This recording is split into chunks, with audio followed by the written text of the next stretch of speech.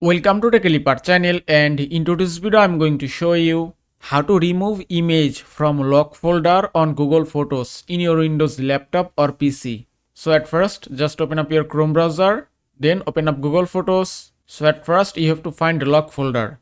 Just put the cursor on the collections option, then scroll all the way down, then click on lock folder option. Now you have to type your Gmail password, then click on next. Using your Gmail password, you can easily enter on the lock folder. You can see there are already an image on the lock folder. So just select the image.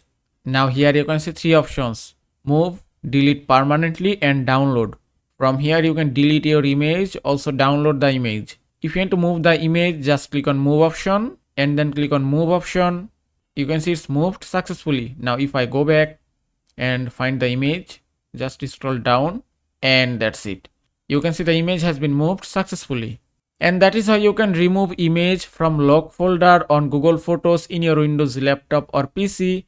I hope this video was helpful. If it was, please give it a thumbs up and don't forget to subscribe.